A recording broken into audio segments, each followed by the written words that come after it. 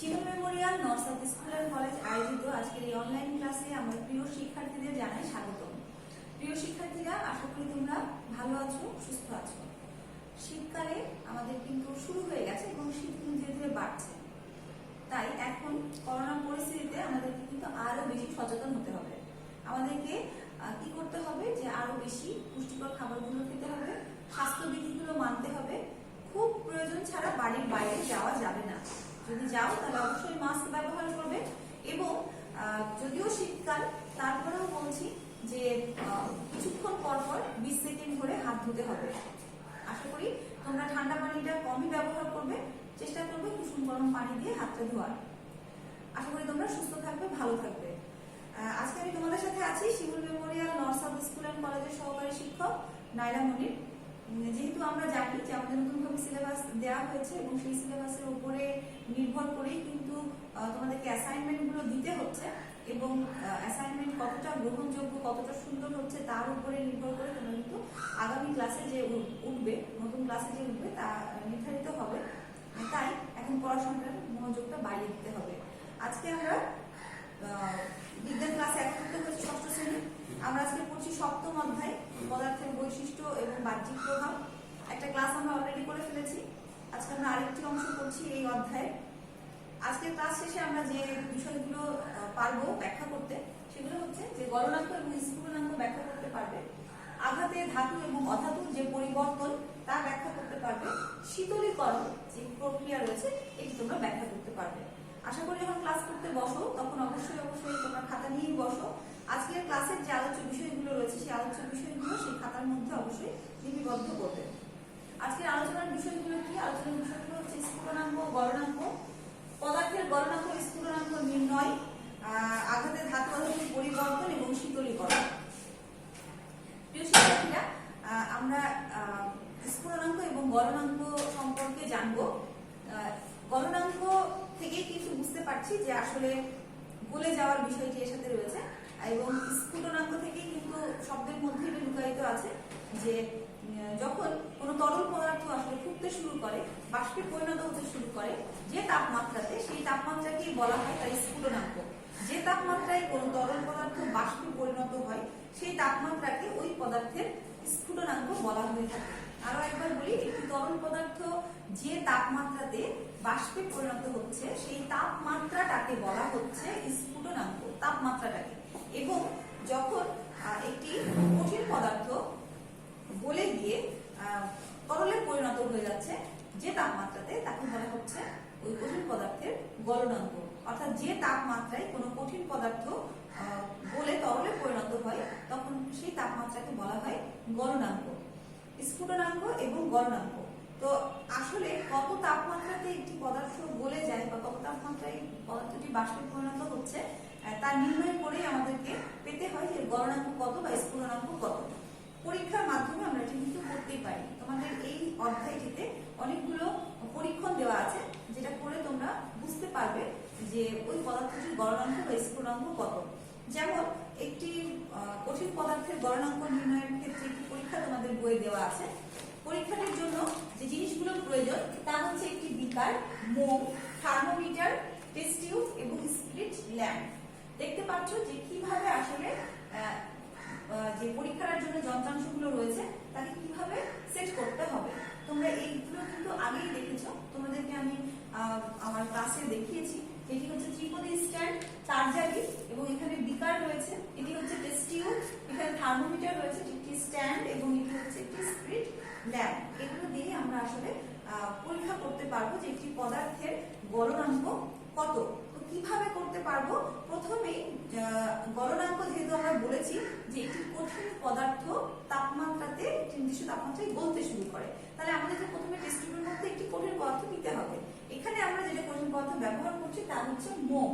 তো টেস্ট টিউবের মধ্যে আমরা কিছু পরিমাণ মোম নিব, মোমের টুকরো নিব এবং এরপরে আমরা এই যে বিকারে যে পানি নেওয়া হয়েছে সেই পানির মধ্যে স্ট্যান্ডের সাহায্যে এভাবে দাঁড় করিয়ে দিব টেস্ট টিউবটিকে এবং নিচ থেকে স্পিরিট ল্যাম্পের সাহায্যে সেই পানিটা গরম করার জন্য আমরা তাপ দিব।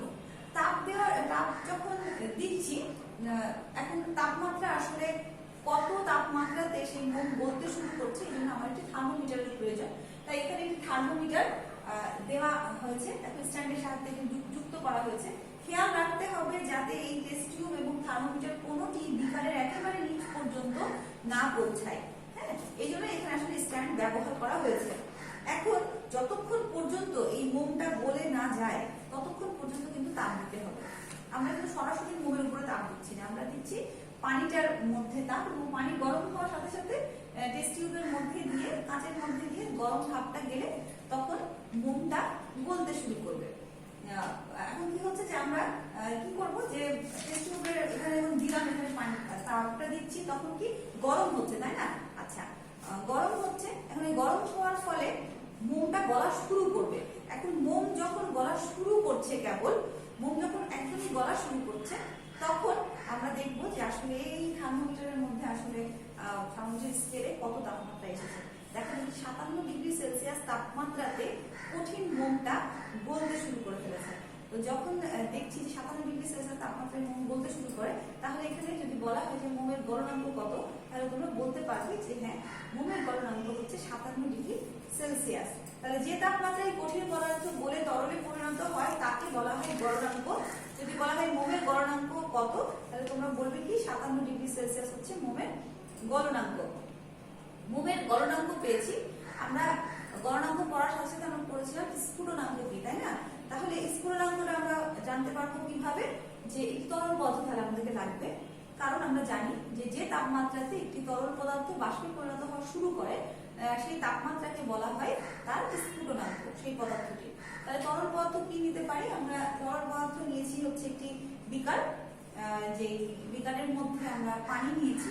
পানি হচ্ছে একটি তরল পদার্থ, এবং এখানে নিচ থেকে আমরা পানিকে তাপ দিব, এবং তাপ দেওয়ার ফলে সেই তরল পদার্থটা গরম হতে শুরু করবে এবং একসময় বাষ্পে পরিণত হবে। কিন্তু তরল পদার্থটি কত তাপমাত্রাতে বাষ্পে পরিণত হচ্ছে তা জানার জন্য আমাদের একটি থার্মোমিটার লাগবে। তাহলে আমাদের কি করতে হবে, যে থার্মোমিটার ব্যবহার করতে হবে। থার্মোমিটার আমরা যখন একটু তাপটা গরম হয়ে যাচ্ছে, আমরা যখন পেয়ে যাচ্ছি যে বিকারের মধ্যে পানিটা গরম হচ্ছে এবং থার্মোমিটার ব্যবহার করছি, তখন দেখছি যে ঠিক যখন তাপমাত্রা 100°C, সেই 100°C তাপমাত্রাতে পানি আসলে ফুটতে শুরু করে দিয়েছে। ফুটতে শুরু করে দিয়েছে, বাষ্পে পরিণত হওয়া শুরু হয়ে যায়। তখন তাহলে যে তাপমাত্রায় কোনো তরল পদার্থ বাষ্পে রূপান্তরিত হয়, ওই তাপমাত্রাকে বলা হয় ওই পদার্থের স্ফুটনাঙ্ক। তাহলে পানির স্ফুটনাঙ্ক কত যদি বলা হয়, তাহলে কি বলবে তোমরা? পানির স্ফুটনাঙ্ক হচ্ছে 100°C। 100°C তাপমাত্রায় পানি ফুটতে শুরু করে, বাষ্পে পরিণত হওয়া শুরু করে। প্রিয় শিক্ষার্থীরা, আমরা মোমের গলনাঙ্ক দেখলাম এবং পানির স্ফুটনাঙ্ক দেখলাম। আমরা গত ক্লাসে পড়েছি ধাতু এবং অধাতু সম্পর্কে। তো তোমাদের বইয়ের মধ্যে এরপরে যে অংশটি রয়েছে তা হচ্ছে ধাতু সম্পর্কে। আঘাত করলে আসলে ধাতুর কি ধরনের পরিবর্তন হয়। আমরা জানি যে যে সকল মৌল আমাদের রয়েছে আমাদের চারপাশে, তারা এগুলো সাধারণত কঠিন অবস্থায় রয়েছে এবং দেখতে চকচকে। আমরা যদি তাকে ফেলে দিই, তা ভেঙে যাবে না, এবং ভেঙে পড়ে গেলেও বা ধাক্কা দিলে তার মধ্যে একটি শব্দ হবে, আলোর প্রতিফলন ঘটবে। এই ধরনের যে মৌলগুলো রয়েছে, এই ধরনের যে পদার্থগুলো রয়েছে, তাদেরকে আমরা বলে থাকি ধাতু। তো এই ধাতু কিন্তু আঘাত করলে আসলে ভেঙে যায় না, আঘাত করলে ভেঙে যায় না, এবং এরা তাপ এবং বিদ্যুৎ পরিবাহী। তো এখানে একটি ছবি দেওয়া হয়েছে, ধাতুর তৈরি জিনিসগুলোর ছবি দেওয়া হয়েছে। লোহা এবং তামার যে পাত্র, এগুলোকে যদি আঘাত করো তাহলে দেখবে যেগুলো কিন্তু ভেঙে যাচ্ছে না। তাহলে আঘাতে ধাতুর কিন্তু খুব একটা পরিবর্তন হয় না, তাপ প্রয়োগে পরিবর্তন হতে পারে, ধাতু ভঙ্গুর নয়। আর অধাতু যেগুলো রয়েছে, আমরা অধাতু চিনতে পারবো কিভাবে? যেগুলো খুব একটা চকচকে হবে না, উজ্জ্বল হবে না। তুমি যদি আঘাত করো তাহলে তেমন কোনো শব্দ সৃষ্টি হবে না। যদি ফেলে দাও তা ভেঙে যাবে, একটু চাপ দিলেই তা গুঁড়ো হয়ে যাবে। এরা হচ্ছে ভঙ্গুর, খুব সহজেই ভেঙে যেতে পারে, এবং এদের মধ্যে দিয়ে কোনো বিদ্যুৎ বা তাপ পরিবাহিত হয় না। এখানে ছবি দেওয়া হয়েছে সালফার এবং কয়লা, এদের ছবি দেওয়া হয়েছে। এদেরকে যদি তুমি আঘাত করো কোনো শব্দ কিন্তু পাবে না। তাহলে আঘাত করলে পরে অধাতুর কি হয়, তা কিন্তু ভঙ্গুর, খুব সহজেই তা ভেঙে যায়। তো আমরা এর আগে ধাতু অধাতুর ক্লাসে কিন্তু এগুলো জানতে পেরেছিলাম। এতক্ষণ পর্যন্ত আমরা তাহলে কি জানলাম? আমরা জানলাম যে একটি পদার্থের গলনাঙ্ক কত বা স্ফুটনাঙ্ক কত, এবং ধাতু অধাতুর আঘাতে কি হয়। এখন একটি প্রক্রিয়া সম্পর্কে জানবো, এটা হচ্ছে শীতলীকরণ একটি প্রক্রিয়া। এই শীতলীকরণ প্রক্রিয়াটি হচ্ছে এমন একটি প্রক্রিয়া যেই প্রক্রিয়ার মাধ্যমে আমরা একটি তরল পদার্থকে কঠিনে রূপান্তরিত করতে পারবো। আর এখানে আমরা দেখব যে এই শীতলীকরণ প্রক্রিয়াতে কত তাপমাত্রাতে আসলে একটি তরল পদার্থ কঠিনে রূপান্তরিত হচ্ছে। পরীক্ষার মাধ্যমে আমরা কিন্তু এটা অনায়াসে করতে পারি। আমরা একটু আগেই দেখলাম যে একটি গলনাঙ্ক নির্ণয় করা মোমের আমরা গলনাঙ্ক নির্ণয় করতে পেরেছিলাম পরীক্ষার মাধ্যমে। শীতলীকরণ এই প্রক্রিয়াটার মাধ্যমে কিন্তু শীতলীকরণ তাপমাত্রাটা আসলে কত হচ্ছে সেই পরীক্ষার মাধ্যমেও আমরা মোমের কত তাপমাত্রায় সে শীতল হতে পারে, কঠিন হতে পারে, সেটা আমরা নির্ণয় করতে পারবো। তো যে তাপমাত্রাতে একটি তরল পদার্থ কঠিনে রূপান্তরিত হয় সেই তাপমাত্রাটিকে কিন্তু বলা হয় তার হিমাঙ্ক। যে তাপমাত্রাতে একটি তরল পদার্থ কঠিন পদার্থে পরিণত হচ্ছে সেই তাপমাত্রাটিকে বলা হয় ওই পদার্থের হিমাঙ্ক। এখানে যে প্রক্রিয়াটি করা হচ্ছে সেটি হচ্ছে শীতলীকরণ প্রক্রিয়া। কিভাবে করছি প্রক্রিয়াটার জন্য বা এই গবেষণাটা করার জন্য, পরীক্ষাটা করার জন্য আমাদের কি কি লাগবে? আমাদের লাগবে একটি টেস্ট টিউব, একটি বিকার, একটি স্ট্যান্ড, কিছু মোম লাগবে, পানি লাগবে, একটি থার্মোমিটার লাগবে, স্পিরিট ল্যাম্প লাগবে, তারজালি, ত্রিপদী স্ট্যান্ড এবং ক্লিপ লাগবে।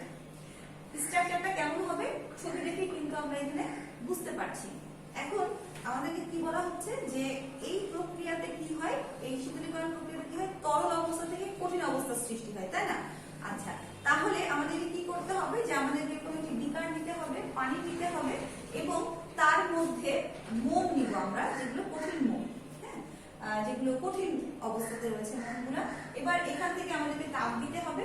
তাপ দেওয়ার ফলে ওই কঠিন মোমটা কিন্তু গলতে শুরু করবে। আচ্ছা, এখন যতক্ষণ পর্যন্ত না সেই মোমটা একেবারে গলে যাচ্ছে ততক্ষণ পর্যন্ত আমরা কিন্তু নিচ থেকে তাপ দিতেই থাকবো।